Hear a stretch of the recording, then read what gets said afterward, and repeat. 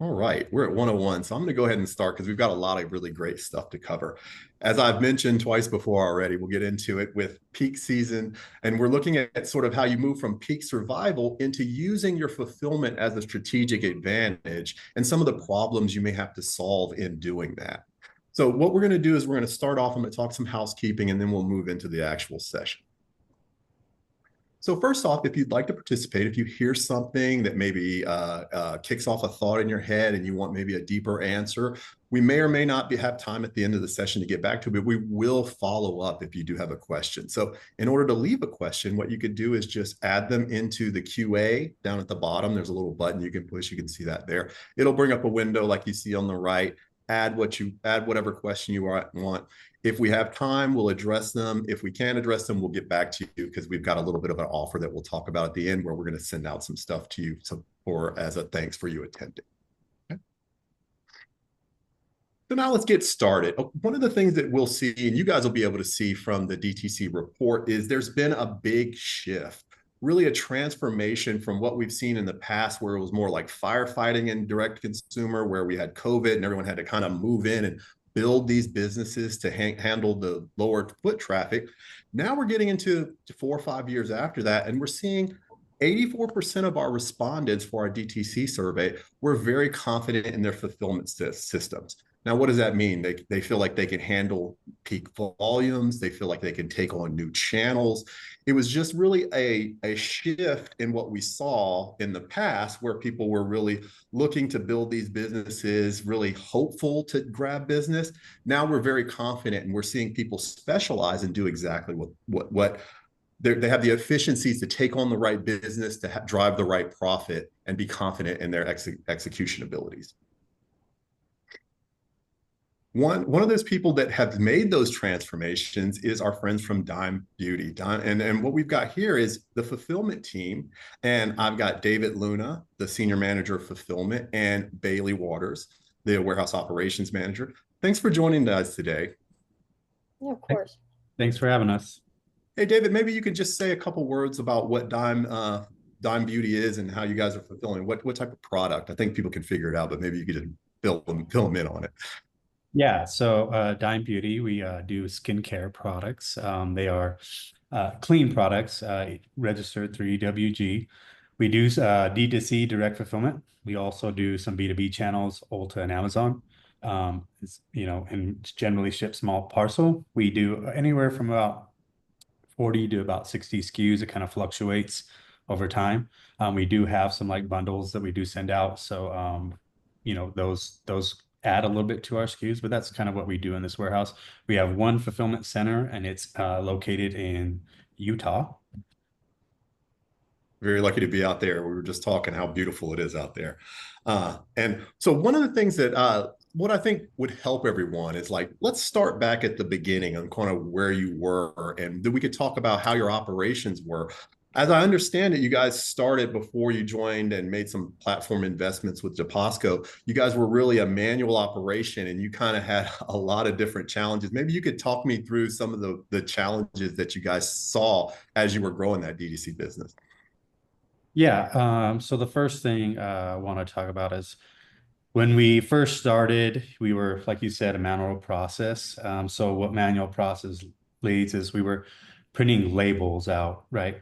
Printing labels of customers' orders, grouping them as best we can over time, which made the best sense for us to pick this group with this group with this group, these many SKUs with these many SKUs, and trying to be more effective to meet our customer needs. But the problem, what we find with that is, I don't know about most people, but literally it happened to me this weekend. When you print those labels, you create this like ship notification. I don't know how great experience it is for you guys, but literally happened to me this weekend when I placed an order, got the ship notification on Thursday, Friday. Don't see any transactions along the transportation path till probably Monday, Tuesday. Well, that's what we were kind of seeing here. And one of the things that I track here is from order placement to delivery to the customer. And we kind of wanted to narrow that down. Well, without an OMS, we had to use this method to kind of strategically get orders out as fast as we could. But it wasn't very customer friendly as giving those ship notifications. Well, when we first started the first peak, right before we implemented Deposco, I would say like our order to delivery times during peak, which was 11 to 14 days initially, which is relatively large. I mean, even during peak, it's not kind of what I want to see. We want to kind of keep it a little bit down. So what Deposco allowed us to do once we implemented that is kind of we are able to batch out orders, single SKU, like by day, by time, more strategically and more detailed in order to get those orders out faster.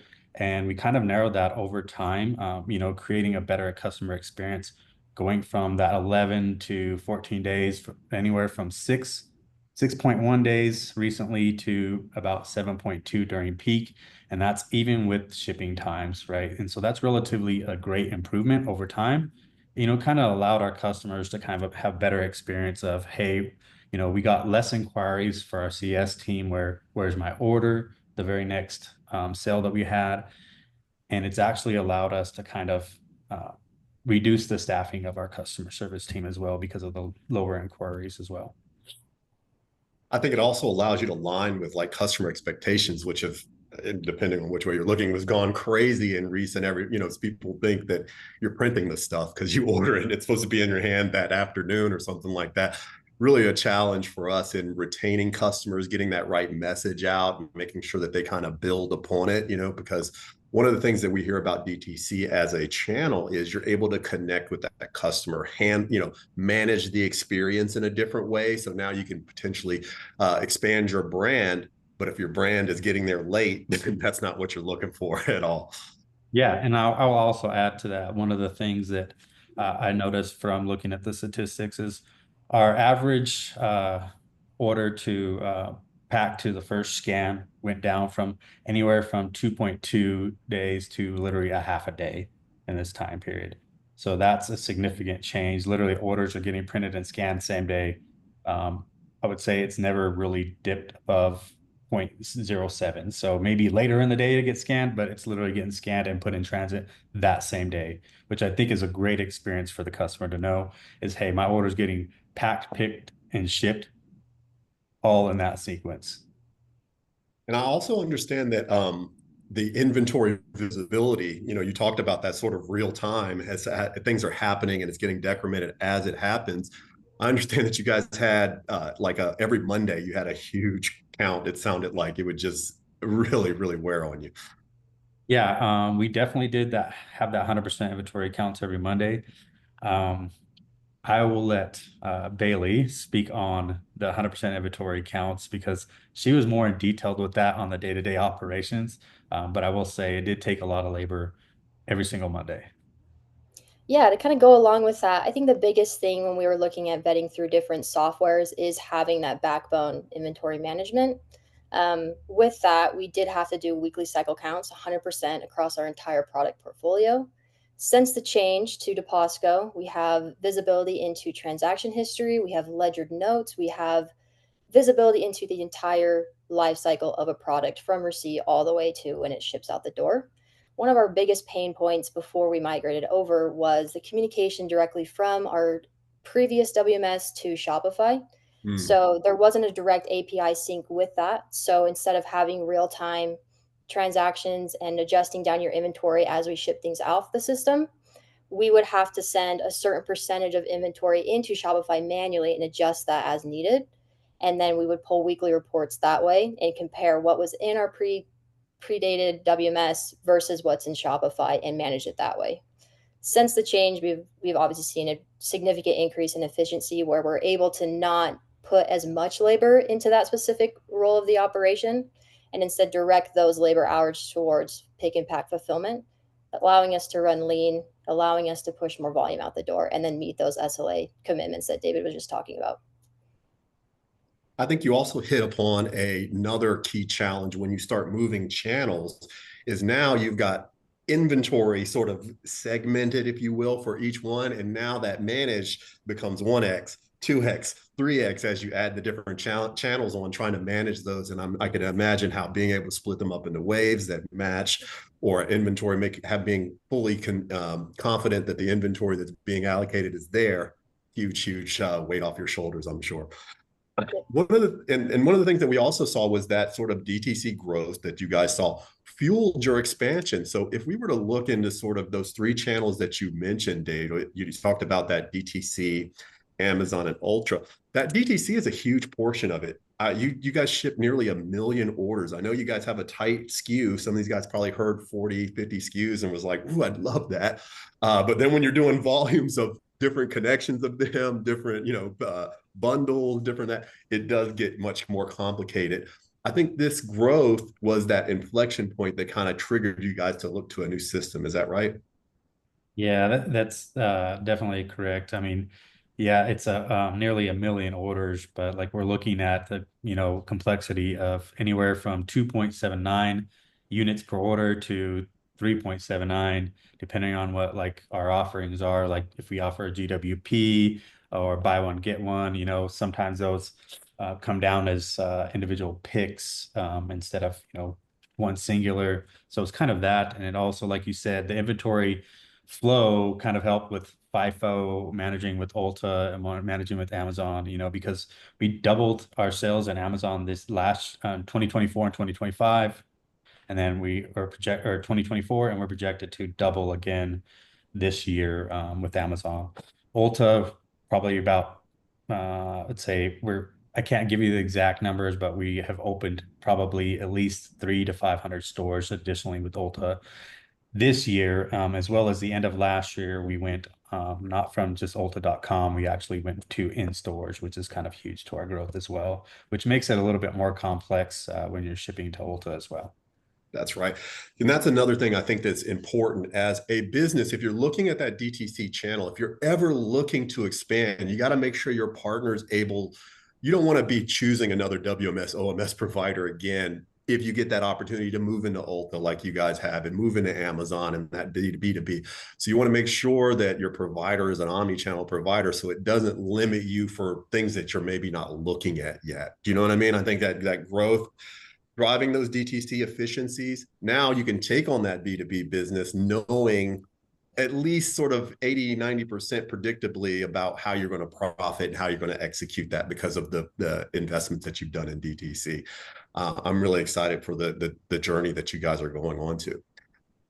And if we step back and look at some of the sort of what was the results of what you guys have seen, I think it paints a really great picture. When we're talking fulfillment as a strategic advantage, with the improvements that we'll be talking about in just a little bit, and also the ones that you've already mentioned, you guys went from a number of daily units shipped. We don't need the exact number, but you went up to 32% of that volume, while reducing the number of people that did it. So I think that's a huge story there. Maybe you could talk to some of the things that you guys have done and to enable that unit ship and that lower labor. Yeah, like one of the things, like I talked about before, was like printing the labels, organizing, sorting, and not really having an OMS. Like the amount of people that we needed to kind of organize that was significant compared to now. Now we have one person that manages the waves, clicks a button, batches out orders, gets the orders to the team, so on and so forth. And it just goes to like also where we're able to be more strategic in our training because everything is repeatable. It can be passed on knowledge base based off of the SOPs we built through the things that we've used with Deposco, where I could just hand somebody that's onboarding, whether when we influx with temp users, here's the SOP, and we can get people relatively up to speed super fast. So that's kind of where that kind of added value to the labor reduction is everything's repeatable, especially with our bundles prior to going with Deposco. What would come down from Shopify would be like, hey, we're going to go pick the works. Well, my team was relatively great with memorizing all the different bundles, but the temps weren't. And like, I have never seen anybody better at managing the different nuances of what's in what bundle than my team. But when we added temps, we see a significantly diminishing return when we added those numbers. So by giving using Deposco and having single line orders populate down to, hey, you're going to pick one of these, one of these, one of these, one of these. They don't even see that it's in a bundle. They just know, hey, I need to go pick X and it's at Z, and then I pick it and put it in my cart, and that's it. And so that created some more efficiencies that we've seen throughout the time. A lot of things that you nailed on. I also have been in warehouses, been completely impressed with the tribal knowledge of the group. I mean, they just really can figure out. I've had where they can tell you exactly how long a pick sequence is going to take in their head. They're like, oh, that's going to take 22.8 minutes or something like that. And they could be very close. But the challenge of that is it's difficult to expand that, they scale that. It's difficult if it's not in a system. It's difficult when you try to staff up or try to grow like you guys have with 200% more orders. You start losing those smaller errors, the integration, all those tiny things. I think in warehouses add up to be the real time sucks, right? Because like 95% of your stuff goes through really quick, but then when you're having one bundle mispicked or something like that, and you had to go back to get that, or your order sequencing is off or things like that, those nagging things, you're not getting your orders at the right time, those nagging things are what really suck down a warehouse's efficiency and sort of drive that profit down into areas where we don't want to see. Really excited about some of the things that you guys have pushed forward. Now I'd like to go ahead. Pardon me. Yeah, and one of the things that like I want to make sure that I relay is like one of the things we do here is we do skip level meetings, and I meet down with everybody down to the team members. And during one of our meetings this last quarter, it was actually asked of me, one of the things I noticed is that we are able to have more output with less people. Is that, purposeful, or like, how did we get that? And I was like, really what it is we're now more efficient than we were before. And it was super, super interesting to hear someone that just onboarded literally, I'd say about a month, right when we were after we started using Deposco. So it's super interesting to hear that feedback from the team, how far we scaled up as well. That's incredible, because you're really defining a culture, right? So now you can really start getting new people get in, see that culture, see the leadership, see where everything's going. And it's less of a blip when you start adding people. They kind of get into that family and keep going. I really love that story. It's really something that being across many warehouses is really close to my heart. What I'd like to do now is, I feel like there's really great discussions when we talk through some of the things that you guys saw. There was a lot of sort of specific benefits that you got in 2 or 3 different areas that I'd like to hone into. And Baylie, I think we had talked about sort of order accuracy benefits and how important that is to make sure, especially with your assortment, right? I'm assuming you could get a little tiny vial that has a pretty good, street value or whatnot. So you wanted to make sure that you get every one of those in the right order at the right time, as well as building your brand and making sure that everyone, is behind you and what you guys are trying to accomplish. Maybe you could speak to some of these little terms and things like that, how they've impacted you with the new platform when you move from manual to a more system-based approach. Yeah, absolutely. I think just to start, our biggest focus when we did, look out to implement was streamlining fulfillment, optimizing our inventory management in support of long-term sustainable growth. And there are a lot of things that kind of go into that. As far as order accuracy, making sure that we had a strong foundation of inventory management, where we're tracking everything by lot, we're tracking everything by license plate number, LPN, we're managing our expirations, we're managing testing, we're managing how we communicate across from our production plant all the way through to how we handle inventory now.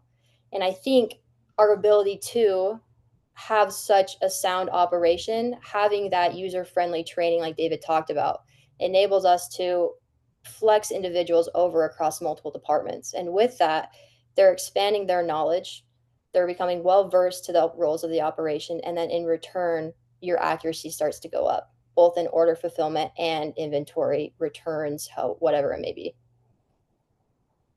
I think you touched on a couple key things there. That system-driven nature is key to this, because one of the things that I've seen really drives down, and you guys can speak to this if you feel the same, is having too many decision points for a picker, a packer, or something like that. it just muddies the water for them, right? You really just want them executing. If you're going to get to the efficiencies that we need, it's almost like muscle memory where you're following the ball, you're doing exactly what the next best task is that the system's defining. And when you give them too many decision points, it just sort of that little bit of whatever, making that point takes 2 minutes. You guys are doing 2,000 picks a day. Those add up really quickly. So I think maybe Baylie, you could talk to how the UI has helped sort of expand that. I heard that you guys are really able to bring people up quickly and not even use I'll plug our we've got a Deposco University that helps you use the tool. But we got some feedback from you, Baylie, that you guys didn't even need to use Deposco University, which is also great for me to hear. Yeah, no, that's a great point. We spend a lot of time going through different configurations, and that helped the user experience. So as it comes to allocation that David talked about, we have different waving allocation profiles set up. We set up our pick sequencing to be more efficient, system directed. Basically, Deposco is swallowing our labor instead of dime, is where we've seen the outcome and the benefit here. As far as the user experience, handheld functionality, the team is so directed by the system. They do not have to spend time reading anything. I know that was a big thing when before we went live is we would have iPads staged around the pick face and they would scroll through and try to find images of each bundle, and that would take time. And as David mentioned, with the additional temp labor, that would add up over time. So all of the back end configuration, all the implementation, all of the time and effort put into making sure that we established a sure foundation for a system enabled it so the team could jump on to any function, any process, and execute it seamlessly with a few training points here and there. The other thing, I think it's such a repeatable process too. Now you've got a process defined. We could use 60, 70% of that, apply that to our Amazon. Now we could take almost 100% of our Amazon, apply it to Ulta. I think that's also huge too, as far as those different times, wherever you guys can compress those timelines, compress those decision points. And this, I'm sort of speaking to the customer base, wherever you, or potential customer base, whatever you can compress those in the time, you're going to get that efficiency. And that ends up reducing your labor, increasing your orders, upping your profit. The next thing that I wanted to talk about was some customer experience wins, because a lot of times people attach efficiency, they attach the labor benefits, they attach the accuracy benefits. They don't really think about how much that impacts your brand, the customer, and how that also drives DTC growth. Because as we mentioned with Amazon, the 2-day, the 2-day air is sort of an expectation. The other expectation is that I can get your stuff somewhere else. So if you're not fulfilling it right, they're going to potentially go somewhere else. So I think capturing that customer, keeping that customer is more important than ever. And I think the connection of fulfillment excellence to that is also an interesting story that you guys have gone through. So David, do you mind talking to the customer service and some of the, you mentioned the customer service inquiries you guys are getting? Yeah, so what we kind of see is over time is, like I kind of already spoke about, that ship order notification, as customers were getting those notifications prior, having their order sit there for 1 to 2 days, no scans, reaching out, where's my order, over time, which wasn't a great experience, especially during peak when they were pressed against those holidays. What we were allowed to do is able to reduce those ship times to, like I said, 0.05 days from when it's scanned first. So once that order is, it's picked, packed, and shipped when you get the notification. It's not waiting or sitting there dwelling for a long period of times. And it kind of also reduced our customer service inquiries for where's my order over time. We did have a larger staff prior with our customer service team. I think it's 2 to 3 people less now, which kind of adds up over time with the reduction of cost that it costs the customer service team. So it's not only fulfillment costs, it's customer service, as well as benefit from our implementation at Deposco, as well as our SLA. We aren't open on the weekends, so normally what happens is on Monday we'll have Friday nights, Saturday, Sunday to fulfill. On Monday and Monday nights, Mondays kind of flow in there as well. where we were before is we were around that 72 to 96 hours to get kind of caught up with that. Where right now we are caught up almost midday, end day Monday with the weekends orders, working on Monday, Sunday nights, um, beginning of Tuesday, and some of Tuesdays on Tuesdays. So we're also able to maintain the SLA of 2 days, and that's including during peak of getting those orders out the door. Where it wasn't to that same experience prior, there was a period of time during peak where we had so much volume and we couldn't handle the amount of orders coming in, no matter what we had brought in with staff, because we were seeing diminishing returns when we brought people in without a WMS. So we were able to have that from probably about 4 to 5 days, maybe sometimes 6, down to those 2 day SLAs. No matter what type of time of year or what type of sale we have going on, we're able to maintain that SLA, which also reduces in the customer inquiries. And we've actually seen some feedback, whether it's on Instagram or a Facebook group or our Google reviews. They're like, "Oh, I placed my order on the same day it was shipped during the sale." That's great. Thank you, Dime. Those kind of type of feedback we've seen feed up to our CS team. Proud papa moment there. One of the other things that I thought was very interesting, and I've seen this across our customer base, is your fulfillment and how you execute, enabling other business models. I'll start off with the one that's outside of this, and then I'll get to one that I think you guys have done. We have a cold fulfillment group, and because of their accuracy, that their picking accuracy that we've been able to enable with our platform, they now have the only 100% accuracy guarantee in that particular cold fulfillment area, because of their excellence. You guys now moving to this 2 day, I understand that you were able to have a different marketing approach where you now have a countdown on your website that kind of tells people when they're going to get their things, or something like that, that was also enabled by this. And I've seen other variations of that, like with an opportunity to add something for a discounted fee because of the order consolidation, because we're going to put it in the same box and it doesn't cost us an extra shipping fee, but it raises the price. So that's another thing that I'd like to, customers to think about is, what are different ways that I could leverage my excellence to market better, to sell better, to fulfill, or, delight customers, if you will, better. And maybe, David, you could kind of give us a little bit more on that countdown you were speaking of. Yeah, so if you ever shop on Dime, one of the things we were able to implement is there's a little countdown. I'm a little selfish on this. I want to steal some of our business back from Amazon. You know, I think my team loves the work, and so kind of increase our margins by stealing that back. So we do have a little countdown that's on our website that will say if you order by it's 12 p.m. Mountain Standard Time. If you order by then, and it's kind of goes through whatever time zone you're in, it fluctuates that, and it's kind of set up that way. It says that your order will pick, pack, and ship that same day. Also, we do offer 2 day shipping on the orders that we can do. We do ship some limited quantities, so we're not able to offer that on the limited quantities, but we are able to offer that on all of our skincare products, which I think is a great win. One of the things that I do when I shop is, when can I get this? Do I need it now?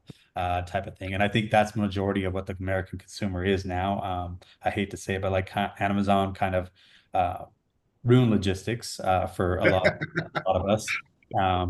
I worked there, so I know before, you got to get that order out on this hour by this time. Now, what we're allowed to do with Deposco is kind of mirror that expectation. And we're still working on a couple other things that, I want to add to this same kind of thing that are near coming to the future. But it kind of allowed us to do that. We're able to batch those out.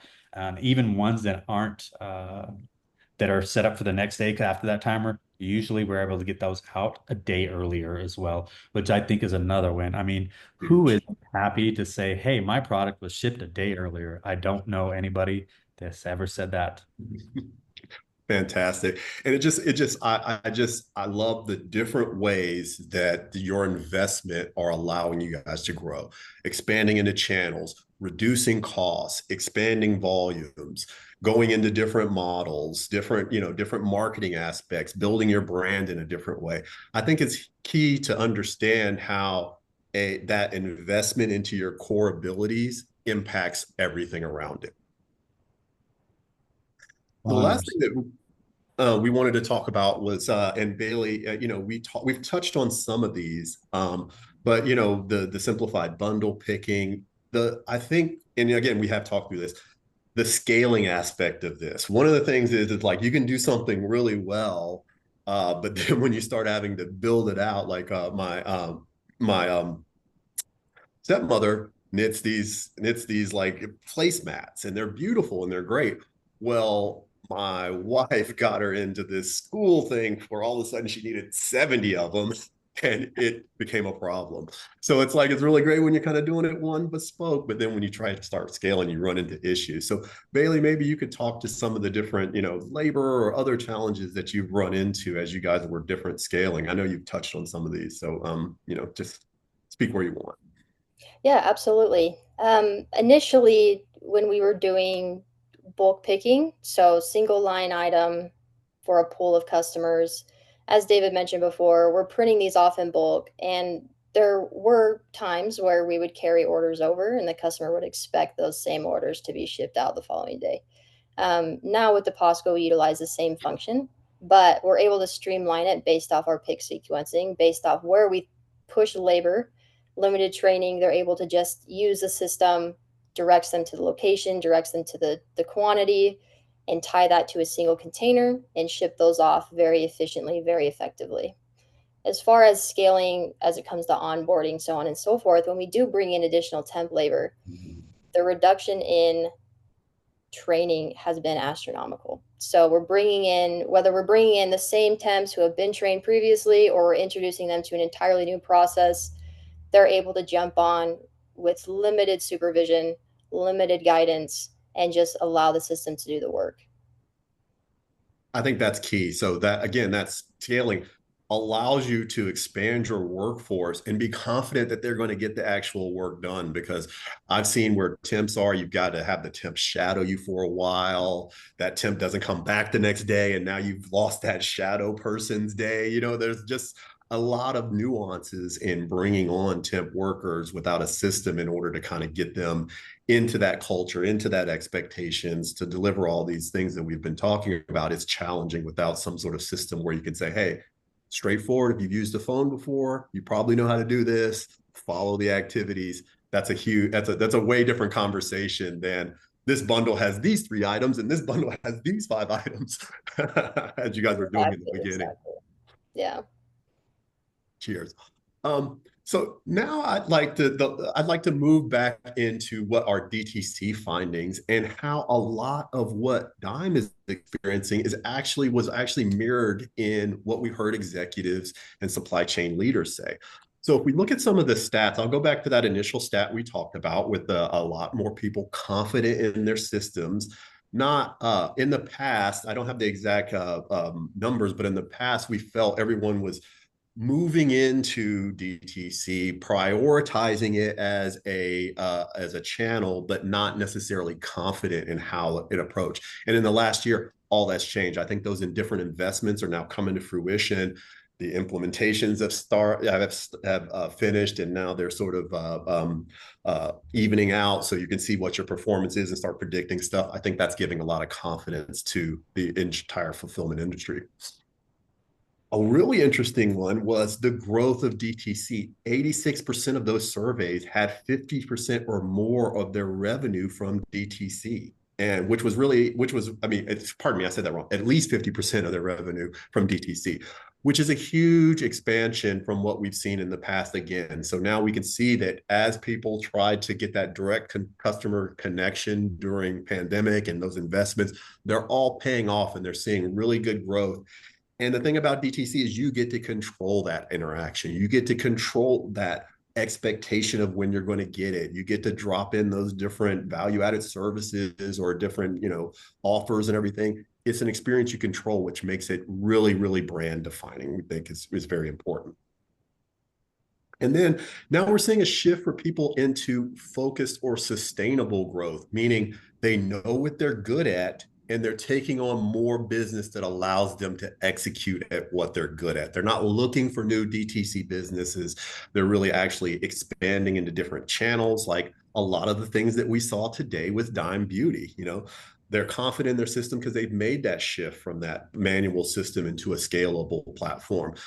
They've had that multi-channel expansion that is continues to grow, but then they've also got that DTC business that they know they can lean on, and it's very predictable. And now they're really looking at growth through expansion, grabbing those new channels, looking at Amazon, taking business back from Amazon. I love that statement. Looking at how they can define excellence that's greater than even this bigger provider, and then capture more of their customers, get more profit. I think that's very interesting.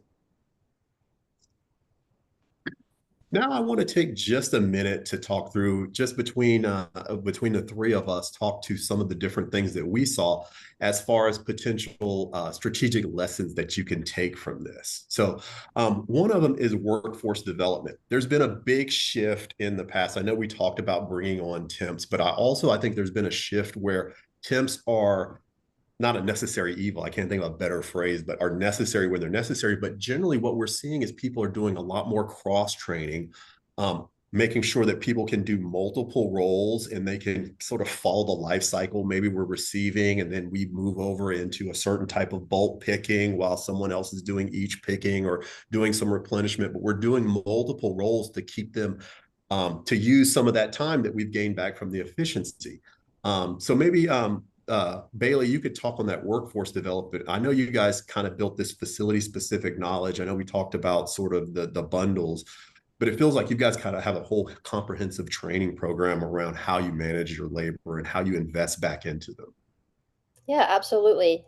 We have established SOPs for each one of our processes, and I have a great leadership team who oversees each one of those processes. One of the great things about Diamond having a smaller fulfillment team who covers all of these different operational roles is our ability to flex and train and incentivize them. So whether or not there are promotional opportunities in an elevated position, we still can give them that elevated knowledge, that elevated growth and expansion into different roles throughout the operation, whether that's on a daily flex or a weekly, monthly, we're able to expose them to different things. And in return, we're helping establish and promote personal and professional growth with the team that we do have. And that's been a very positive return with Deposco integration as well. Listen, now labor's been a challenge my entire career. People have been talking about how it's hard to find people, it's hard to get them back in. We've had different, political type things that are also challenging our people out in California and other places. You have to keep the labor you get. Part of that is by investing back into them, making their feeling they're part of something bigger, incentives, as Baylie talked about, having a environment where they feel useful and they feel like they're working towards something, a goal, an outcome. That's huge for getting people in, getting them knowing it. And honestly, the longer they're there, the better they know their job and the better they are at it. That tribal knowledge and everything, there's a system level that we can define that helps them, but there's also an interest, sort of a desire and that sort of experience that really, really supercharges it. So when you get people in, you want to keep them. And the way you keep them is by investing in them with cross-training, a lot like what Dime Beauty's doing. Another thing that we wanted to talk about is sort of the strategic partner, strategic investments, making sure that you partner with the right one. Baylie, you guys had some really, and I didn't do any of it, so I can kind of big up our professional service and our implementation group. You had some really good input in sort of when you guys chose the platform, there was some knowledge that you guys had, but you were really happy with sort of the direction that our partnership was able to give you. Maybe you could speak to that. Yeah, absolutely. I think initially David and I had the opportunity to go and visit other clients of Deposco's, and we could kind of see how their operation performs in real time. And having a project team that's well versed, who is putting themselves in a vulnerable position to bring somebody on who could be a potential client and see how everything flows throughout an operation was really eye-opening for David and I. We had a very unique implementation experience where we were tasked to get this ball rolling and implemented in peak of 2023. And our project team guided us in a way, in a collaborative approach where we could bounce off different ideas, bounced off different configurations and models, so on and so forth. And as we're presenting and speaking on our timelines, we really establish, does it make more sense to implement certain things in stages and then wait for other things the following calendar year? And that's really where we're seeing the difference from 2024 to 2025 as well, as our first initial go live was more focused on direct to consumer, as David has talked about. That's really where we wanted to streamline our fulfillment and optimize our operation. And now we're turning that back around and using those same principles, those same configurations, and plugging that into our wholesale channel as we continue to scale Ulta and Amazon. Excellent, excellent. David, I don't know if you had any experience with that. I think I do like the whole customers talking about it, because not everyone gives site visits. Not everyone has customers that want to give site visits. Yeah, we've all actually hosted some site visits since then. And so being able to be on the other side of these things, and kind of give them our insights. And, one thing about operations is not every operation's the same.